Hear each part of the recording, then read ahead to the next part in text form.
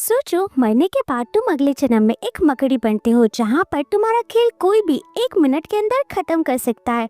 तो तुम वहाँ कैसे रहोगे? तो कुछ ऐसा ही हमारा आज का ये एनीमे है। इससे कुछ सीख लेना, कहीं तुम भी अगले जन्म में कोई मकड़ी ना बन जाओ। तो इस कहानी की शुरुआत में हम कुछ अच्छे बच्चों को देखते हैं जो क्लास में बहुत ही ध्यान लगाकर पढ़ रहे थे। तभी वहाँ तुम्हारे फ्यूचर से भी ब्राइट एक लाइट आती है जिससे वहाँ एक जोरदार धमाका होता है और सारे बच्चे मर जाते हैं। लेकिन कहानी यहाँ खत्म नहीं होती, कहानी तो यहीं से शुरू होती है और हमारी मुलाकात हमारे मेन कैरेक्टर से होती है जो कि अभी अभी मकड़ी के खानदान में पैदा हुई है। वो देखती है कि उसके चारों तरफ बहुत सारे अंडे होते हैं। पहले तो उसे कुछ भी समझ नहीं आता, लेकिन थोड़ी देर बाद उसे एहसास होता है कि वो मरकर एक मकड़ी बन चुकी है। ये देखकर वो काफी परेशान हो जाती है और भगवान को कोसने लगती है कि बनाया भी तो क्या मकड़ी। अब रो धोकर वो अपने आप को एक्सेप्ट कर लेती है और डिसाइड करती है कि वो पूरी जिंदगी तो इस काल कोठरी में नहीं बिताने वाली, वो यहाँ से जरूर निकलेगी। लेकिन तभी वहाँ पर एक बहुत बड़ी मकड़ी आ जाती है। उसको लगता है कि ये उसके डैड है। वो अपने नए नवेले पापा से गले मिलने जाती है, लेकिन वो बड़ी मकड़ी इन सबको मारने लगती है। लेकिन जैसे तैसे कर हमारी मेन कैरेक्टर वहाँ से बच निकलती है। इसके बाद हम अगला सीन देखते हैं जहाँ पर वो सोचने लगती है कि अगर सच में वो किसी नई दुनिया में रीइंकार्नेट हुई है तो उसके पास मैजिक अप्रेजल स्किल भी होनी चाहिए। वो ऐसा सोच ही रही थी, तभी उसकी मैजिक स्किल को 100 पॉइंट मिलते हैं और उसकी अप्रेजल बताती है कि वो इन 100 पॉइंट्स का इस्तेमाल कर अपने लेवल 1 की स्किल को अनलॉक कर सकती है। उस मकड़ी को लगता है कि बस लेवल 1 की स्किल को अनलॉक कर ही उसके लेवल निकल जाएंगे और वो जिस चीज को भी छू देगी वो बहुत ही ज्यादा पावरफुल बन जाएगा। लेकिन ऐसा कुछ होता नहीं है। लेकिन तभी उसको भूख लगने लगती है। वो डिसाइड करती है कि सबसे पहले जाकर वो खाना ढूंढेगी। अब खाने की तलाश में वो किसी नई गुफा में पहुंचती है जहाँ पर बहुत सारे अलग अलग तरीके के मॉन्स्टर्स थे। लेकिन वो उन सबको इग्नोर कर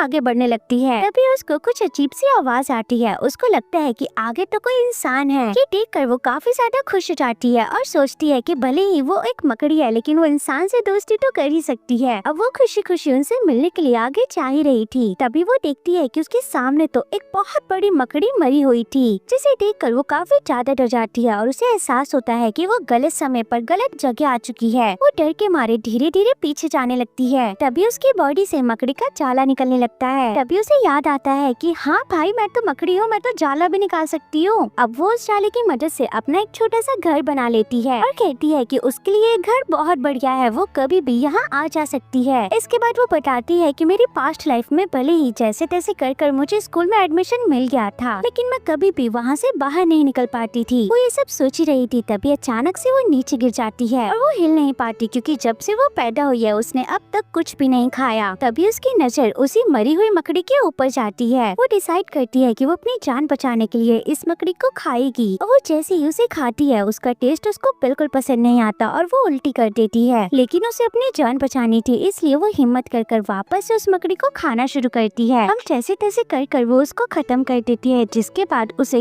किंग ईटर का टाइटल मिल जाता है और साथ में उसे कुछ नई स्किल भी मिलती है जिसका नाम हेरिटिंग मैजिक स्किल होता है। लेकिन इसको पता नहीं होता कि इसका इस्तेमाल कैसे कर सकते हैं। वो इसका इस्तेमाल करने की काफी कोशिश करती है लेकिन इससे भी कुछ नहीं होता, जिससे हार मानकर वो अपने भाई बहनों के पास जाने लगती है क्योंकि उसे लगता है कि इतने सारे भाई बहनों में कोई तो ऐसा होगा जिसके पास ये सेम स्किल होगी। लेकिन तभी उसके जाले में कुछ फंस जाता है। वो पीछे मुड़कर देखती है, वहाँ पर तो एक फ्रॉग होता है। वो सोचती है कि ये मेंढक खाने में काफी टेस्टी होगा, इसलिए वो उसे खाने जाती है। लेकिन तभी वो मेंढक उसके ऊपर कुछ पॉइजन छोड़ देता है, जिस वजह से उस मकड़ी को दिखना बंद हो जाता है। अब वो मेंढक वापस से उसके ऊपर अटैक करता है, लेकिन इस बार वो मकड़ी उसके अटैक को डॉज कर लेती है, जिसके बाद उसको एक एसिड रेजिस्टेंस की स्किल मिल जाती है। इस स्किल की मदद से उसका दर्द धीरे धीरे ठीक होने लगता है और वो उस मेंढक से कहती है, तुमने मुझे मारने की कोशिश करी, अब तो मैं तुम्हें पक्का खाकर रहूंगी। जिसके बाद वो उस मेंढक के सारे अटैक को डॉज करते हुए उसकी तरफ जाने लगती है, जिसके बाद उसकी पॉइजन रेजिस्टेंस की स्किल भी लेवल 2 पर आ जाती है। अब मौका मिलते ही वो उस मेंढक के ऊपर अटैक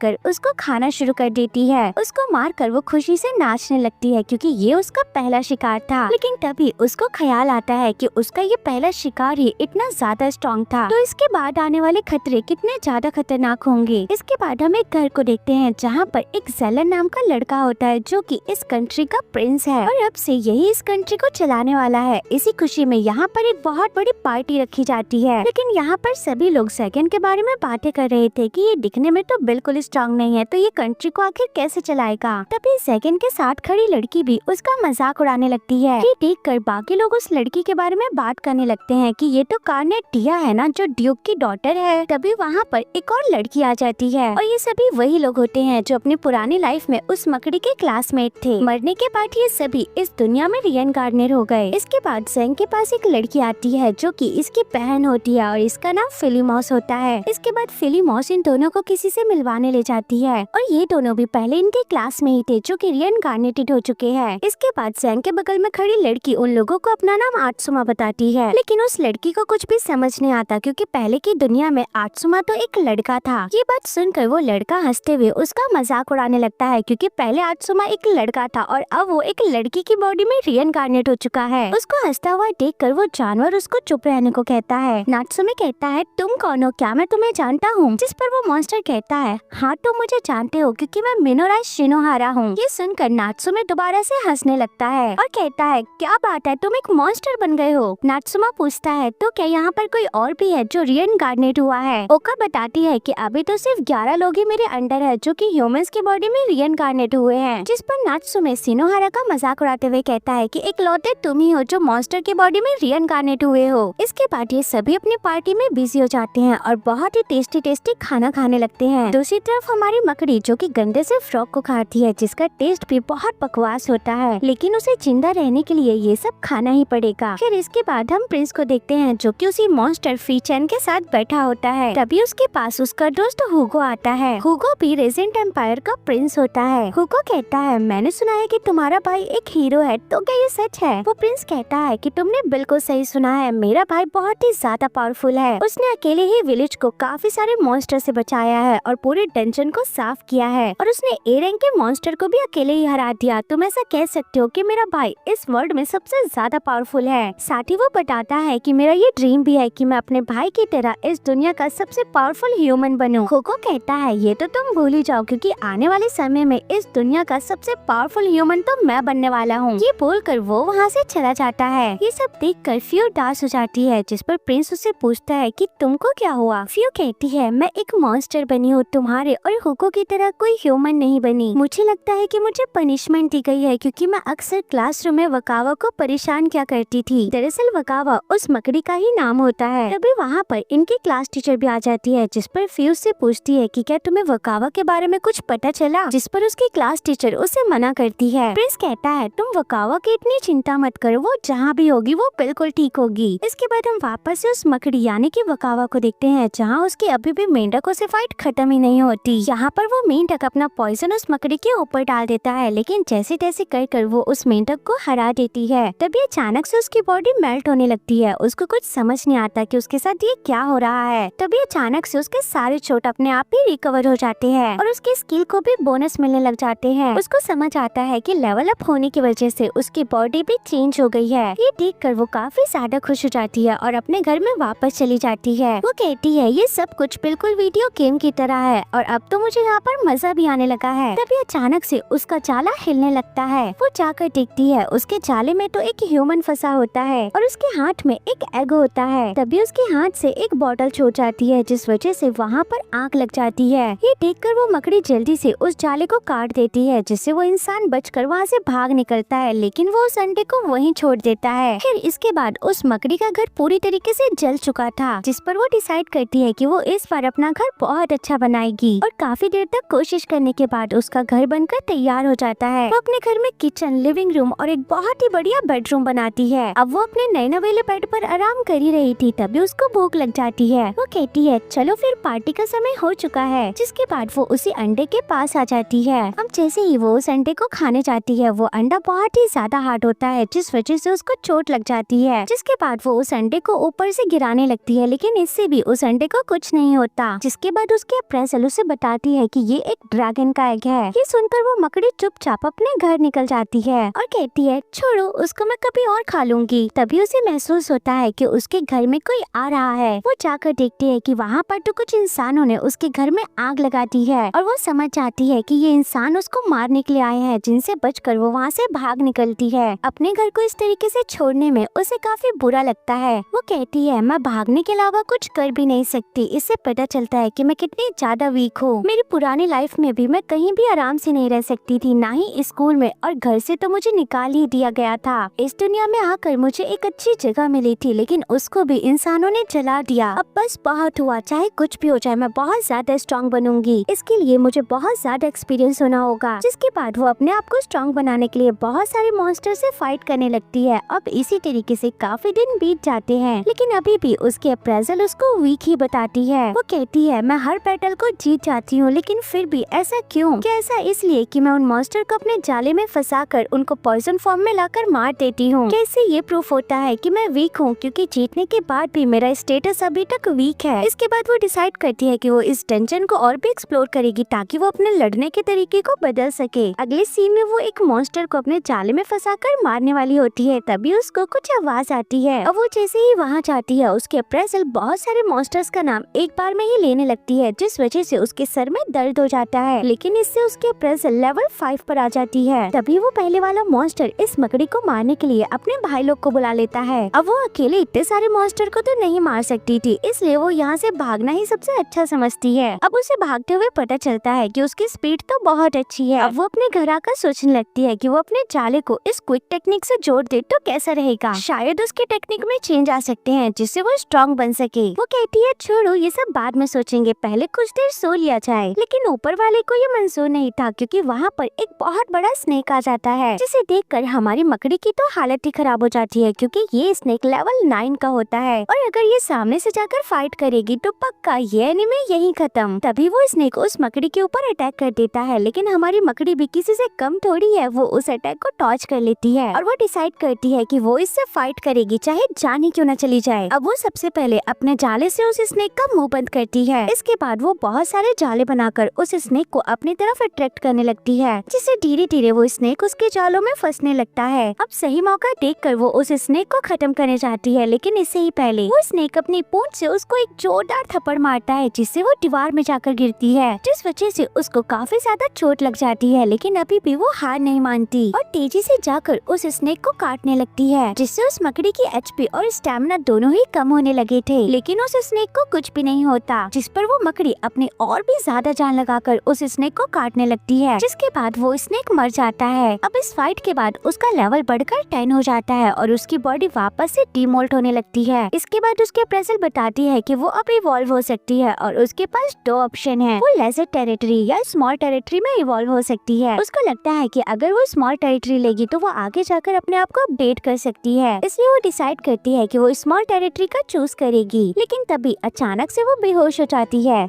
अब थोड़ी देर बाद उसकी आंखें खुलती है, उसको अपने अंदर कोई भी चेंजेस नहीं लगते, इसलिए वो अपना स्टेटस चेक करती है, जहाँ वो देखती है कि उसकी स्पीशीज का नाम तो चेंज हो चुका है, साथ ही उसका लेवल भी घटकर वापस से 1 हो जाता है। ये देखकर उसको कुछ समझ नहीं आता, तभी उसकी एचपी भी कम हो जाती है। अब ना चाहते हुए भी उसको उस स्नेक को खाना पड़ता है, लेकिन इतने बड़े स्नेक को खाने के बाद भी उसका पेट नहीं भरता, इसलिए वो दूसरा शिकार करने के लिए आगे चली जाती है। तभी उसको 2 नई स्किल मिलती है, थ्रेट कंट्रोल और डिटेक्शन स्किल, जिससे वो अपने थ्रेट को कंट्रोल कर सकती है और डिटेक्शन स्किल से उसे खतरों के बारे में पहले ही पता चल जाएगा। अब वो जैसे ही अपने डिटेक्शन स्किल का इस्तेमाल करती है, उसको बहुत सारे मॉन्स्टर्स की आवाज आने लगती है, जिस वजह से उसके सर में दर्द हो जाता है और वो डिटेक्शन स्किल को बंद कर देती है। इसके बाद वो अपने थ्रेट कंट्रोल स्किल को टेस्ट करती है, जिससे वो बड़ी इजीली एक फ्रॉग मॉन्स्टर को हरा देती है, जिससे वो स्किल अपग्रेड होकर लेवल 1 से लेवल 2 पर आ जाती है और उसके अप्रेजल भी लेवल 6 की हो जाती है। ये सब देखकर वो काफी खुश हो जाती है और अपना नया शिकार ढूंढने के लिए आगे बढ़ने लगती है। तभी अचानक से उसको कुछ अजीब सा महसूस होता है। वो पीछे देखती है, उसके पीछे तो बहुत सारे इंसान होते हैं जो उसको मारने के लिए तैयार बैठे थे। उसको लगता है कि वो इन इंसानों को बड़ी आसानी से हरा देगी, लेकिन जैसे ही वो इनका स्टेटस चेक करती है, उसे पता चलता है कि इनका लेवल तो 29 है। ये देखकर उसकी डर के मारे हालत खराब हो जाती है और वो वहाँ से भागने लगती है, लेकिन वो इंसान भी उसका पीछा नहीं छोड़ते। उस स्पाइडर को अब तक लगता है कि वो बहुत ज्यादा फास्ट है, लेकिन इस सिचुएशन के बाद उसे समझ आता है कि इंसान उससे भी ज्यादा फास्ट है और बहुत ज्यादा स्ट्रॉन्ग। अब वो उनसे बचकर भागी रही थी, तभी उसके सामने डायनासोर भी आ जाते हैं। वो इंसानों से बचने के लिए जल्दी से डायनासोर के आगे आ जाती है, जिस वजह से इंसानों को उन डायनासोर से लड़ना पड़ता है। लेकिन अभी भी वो रुकती नहीं है और तेजी से आगे बढ़ने लगती है। तभी अचानक से उसके सामने एक ढलान आ जाती है, जहाँ से फिसल कर वो नीचे खाई में गिर जाती है। फिर इसके बाद हम अगला सीन देखते हैं, जहाँ पर इन सभी की मैजिक की क्लास होती है। प्रोफेसर इन सभी को एक एक छड़ी दे देते हैं और कहते हैं तुम सभी को अपने मैजिक स्किल पर ध्यान लगाकर उसको इस छड़ी के अंदर डालना है। ये सुनकर स्क्लेन भी ऐसा ही करता है और सभी को बताते हैं कि तुम्हें अपने वाटर मैजिक से इस टारगेट के ऊपर हिट करना है, लेकिन ध्यान रहे अपने क्लासमेट्स पर कोई भी अटैक नहीं करेगा। सभी लोग उनकी बात मान जाते हैं और एक एक कर उस टारगेट को हिट करने लगते हैं, लेकिन कोई भी सही निशाना नहीं लगा पाता। ये देखकर प्रोफेसर कहते हैं तुम सभी अपने मैजिक पावर्स को बचा कर रखना, वरना तुम बेहोश होकर नीचे गिर जाओगे। तभी हम फ्ले को देखते हैं, जो कि वाटर मैजिक यूज कर सीधा टारगेट को ही उड़ा देता है, जिसे देखकर सभी बच्चे हैरान हो जाते हैं और बातें करने लगते हैं कि आखिर ये था क्या। इसके बाद स्क्लेन भी उस टारगेट को हिट कर देता है, जिसे देखकर सभी लोग उसकी तारीफ करने लगते हैं, लेकिन नात्सुमे जलकर राख हो जाता है। इसके बाद कानेटिया और नात्सुमे कहते हैं हमारा वाटर मैजिक काफी कमजोर है, लेकिन फिर भी वो उस टारगेट को हिट कर देते हैं। इसके बाद हम एक लड़की को देखते हैं, जो कि बार बार उस टारगेट पर हिट कर रही थी, क्योंकि उसे लगता है कि अगर वो अपने वाटर मैजिक को इम्प्रूव कर लेगी तो उसको गॉड की आवाज सुनाई देगी। ये देखकर नात्सुमे कहता है मुझे भी जिस स्किल में मैं सबसे अच्छा हूँ, मुझे उसी को ही इम्प्रूव करना चाहिए। ऐसा बोलने के बाद वो अपने फायर मैजिक को एक्टिवेट कर लेता है और टारगेट के ऊपर हिट कर उस टारगेट को ही जला देता है। ये देखकर सभी लोग बातें करने लगते हैं कि नात्सुमे तो अपने स्किल्स का शो ऑफ कर रहा है। क्ले कहता है तुमने सही कहा। ऐसा बोलकर वो अपने फायर मैजिक से वहाँ पर लगी आग को बुझा देता है, जिसके बाद प्रोफेसर भी नात्सुमे को डांटने लगते हैं कि तुम्हें बिना परमिशन के अपने स्किल्स को इस तरीके से यूज नहीं करना चाहिए। ये कोई लड़ाई का मैदान नहीं है, ये सीखने की जगह है। तभी सभी को जंगल की तरफ से कुछ भयानक सी आवाज सुनाई देने लगती है। ये लोग कुछ समझ पाते इससे ही पहले जंगल की तरफ से एक गर्म हवा का झोंका आता है, जो कि बच्चों को लगने वाला था। तभी प्रोफेसर उसके बीच में आ जाते हैं और अपने वाटर मैजिक से उसको रोकने लगते हैं, लेकिन वो हवा का झोंका काफी ज्यादा पावरफुल था, जिसको प्रोफेसर रोक नहीं पाते और वो पूरी तरीके से जल जाते हैं और दूर जाकर गिरते हैं। ये सब देखकर सभी लोग काफी ज्यादा डर जाते हैं और किसी को भी कुछ समझ नहीं आता, लेकिन फे को समझ आ जाता है कि वो आ रहा है। तभी हम देखते हैं जमीन में से एक बहुत ही बड़ा अर्थ ड्रैगन बाहर आ जाता है। नात्सुमे कहता है ये तो बिल्कुल सही मौका है शो ऑफ करने का। ऐसा बोलने के बाद वो ड्रैगन के ऊपर अटैक करने जाता है, पर तभी कानेटिया उसको रोकती है, लेकिन नात्सुमे उसकी बिल्कुल नहीं सुनता और उस ड्रैगन के ऊपर लगातार अटैक करने लगता है। लेकिन इससे उस ड्रैगन को कुछ नहीं होता और वो एक लड़की के ऊपर अटैक करने जाता है। तभी नात्सुमे उसके बीच में आ जाता है, पर तभी ड्रैगन उसको धक्का देकर साइड में गिरा देता है और वो सभी ड्रैगन को मारने के लिए आगे बढ़ने लगता है। ये देखकर सभी बच्चे डर जाते हैं, क्योंकि उनको जो बचा सकता था वो सिर्फ प्रोफेसर था, जो कि अब मर चुके हैं। क्ले कहता है ऐसी सिचुएशन में मुझे क्या करना चाहिए। अगर मेरा भाई यहाँ होता तो वो जरूर बिना डरे इस ड्रैगन से फाइट करता। जिसके बाद वो डिसाइड करता है कि वो सभी को बचाने के लिए इस ड्रैगन से अकेले ही फाइट करेगा। क्ले को देखकर कानेटिया और यूरिया भी उस ड्रैगन से फाइट करने के लिए आगे बढ़ती हैं और बाकी बच्चे डर के मारे पेड़ के पीछे छुप जाते हैं। दूसरी तरफ ये तीनों मिलकर एक बहुत ही बड़ा वाटर बॉल बनाकर उस ड्रैगन की तरफ फेंकती हैं, जिससे उस ड्रैगन का थोड़ा बहुत ध्यान भटक जाता है। तभी क्लेन उस ड्रैगन के ऊपर अटैक करने जाता है। इस पर ड्रैगन भी क्लेन के ऊपर अटैक कर देता है। क्लेन कहता है अगर उसने इस अटैक को नहीं रोका तो ये अटैक सीधा जाकर बाकी बच्चों को लग सकता है, इसलिए वो अपने लाइटनिंग मैजिक के साथ उस अटैक को रोकने लगता है। लेकिन फिर भी वो अटैक इतना ज्यादा पावरफुल था कि क्लेन पीछे जाने लगता है। तभी वहाँ नात्सुमे भी आ जाता है और अपना शो ऑफ दिखाने के लिए पागलों की तरह उस ड्रैगन के ऊपर अटैक करने लगता है। क्लेन कहता है अगर तुम इस तरीके से अटैक करोगे तो ये बाकी बच्चों को भी लग सकता है, लेकिन नात्सुमे उसकी कुछ भी नहीं सुनता, जिस पर क्लेन अपने वाटर मैजिक से नात्सुमे को साइड हटा देता है। इसी बीच वो ड्रैगन क्लेन के ऊपर अटैक करने जाता है। तभी फ्ले उसके गर्दन पर काट लेती है, जिससे उसका ध्यान भटक जाता है। इसी मौके का फायदा उठाकर क्लेन अपनी तलवार से उस ड्रैगन के ऊपर अटैक कर देता है और इसी के साथ ये लोग इस ड्रैगन को हरा देते हैं। इसके बाद सभी बच्चे क्लेन के लिए चीयर अप करने लगते हैं, जिसे देखकर नात्सुमे काफी जेलस फील करता है और वहाँ से चला जाता है। तभी अचानक से वहाँ पर एक रेड लाइट आने लगती है, जिससे क्लेन की हालत खराब होने लगती है। किसी को भी कुछ समझ नहीं आता कि आखिर इस क्लेन को हो क्या रहा है। फिर इसके बाद हम वापस से अपने स्पाइडर को देखते हैं, जो कि तेजी से खाई में गिर रही थी। तभी वो अपने आप को जाले से बांध लेती है और धीरे धीरे नीचे की तरफ जाने लगती है। तभी उसके ऊपर कुछ मधुमक्खियाँ अटैक करने वाली थी, जिनसे बचने के लिए वो जल्दी से नीचे चली जाती है। लेकिन नीचे तो उसे 3 बड़े बड़े सांप मिल जाते हैं। तभी उन मधुमक्खी और सांपों के बीच में लड़ाई होने लगती है। इसी मौके का फायदा उठाकर वो वहाँ से बच निकलती है, लेकिन उसकी किस्मत इतनी अच्छी कहाँ, क्योंकि उसके सामने एक अर्थ ड्रैगन आ जाता है जिसका लेवल 39 होता है। तभी वो स्नेक और मधुमक्खी उस ड्रैगन के ऊपर अटैक करने आते हैं, लेकिन वो ड्रैगन अपनी थोड़ी सी ही आँख से उन सभी को मार देता है और उनको खाने लगता है। इसके बाद सीधा उसकी नजर हमारी मकड़ी के ऊपर जाती है, लेकिन तभी वो मकड़ी अपने प्रेजेंस को हाइड कर लेती है, जिससे वो ड्रैगन उसको देख ही नहीं पाता और वो वहाँ से चला जाता है। इसके बाद हमारी मकड़ी भी वहाँ से जाने लगती है। तभी उसको बहुत सारे मरे हुए मॉन्स्टर दिखते हैं, जिसे उठाकर वो खाने लगती है, लेकिन उसका टेस्ट बहुत ही बकवास होता है। जिसके बाद उसकी एचपी भी कम हो जाती है और वो मर जाती है। लेकिन तभी वो अपने जाले से अपने सोल को खींचकर वापस अपनी बॉडी में डाल लेती है और फिर जिंदा हो जाती है। इसके बाद वो वहाँ से जाने वाली होती है। तभी वो कहती है कि अगर उसने अभी कुछ नहीं खाया तो इस बार तो पक्का वो मारी जाएगी। इसलिए वो ना चाहते हुए भी उस मॉन्स्टर को खाने लगती है और वापस से उल्टी कर देती है। इसके बाद वो आगे जाने लगती है। तभी उसको और भी मॉन्स्टर मिल जाते हैं, जिनको मारकर उसको पॉइजन टाइटल का टैग मिल जाता है। साथ ही उसको पॉइजन सेंसिटिव भी मिल जाता है, लेकिन उसको ये पता ही नहीं होता कि मैजिक का इस्तेमाल कैसे करते हैं। इसके बाद वो काफी ट्राई करने लगती है, जिससे होता तो कुछ नहीं है, उल्टा उसकी एमपी भी कम हो जाती है, जिसे देखकर वो कहती है ये मैजिक तो बिल्कुल यूजलेस है। अब वो वहाँ से जा ही रही होती है। तभी उसके सामने एक बहुत बड़े मंकी मॉन्स्टर का ग्रुप आ जाता है, जिन्हें देखकर हमारी मकड़ी काफी ज्यादा डर जाती है, क्योंकि इन सभी का लेवल बहुत ज्यादा होता है। वो उनसे बचने के लिए साइड से निकलने लगती है। तभी उसके सामने एक बंदर आ जाता है और उसके ऊपर अटैक कर देता है, जिस पर हमारी मकड़ी अपने जाले से उसके ऊपर अटैक करती है, लेकिन इस अटैक से वो बंदर बच जाता है और सीधा हमारी मकड़ी को एक घूसा मारने आता है, लेकिन वो टाइम से वहाँ से हट जाती है। इसके बाद वो बंदर हमारी मकड़ी को वापस से मारने लगता है।